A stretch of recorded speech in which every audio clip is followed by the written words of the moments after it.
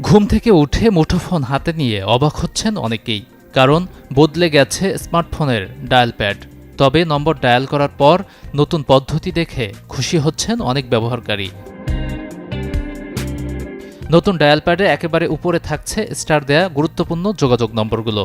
রয়েছে আঙুলের হালকা স্পর্শেই এক কন্ট্রাক্ট থেকে আরেকটিতে চলে যাওয়ার সুবিধা। প্রতিটি কল বা কথোপকথন এখন রাখা হয়েছে কার্ডের মতো আলাদা বক্সে।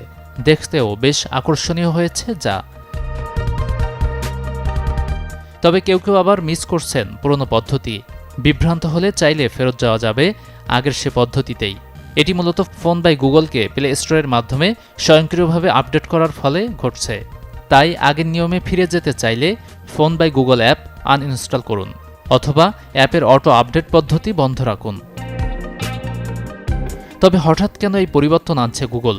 জানা গেছে গুগল বর্তমানে তাদের সকল কোর অ্যাপ যেমন কন্ট্রাক্টস, কিপ এবং ক্যালেন্ডারকে একটি নতুন এবং আধুনিক ডিজাইন ল্যাঙ্গুয়েজে সাজাচ্ছে।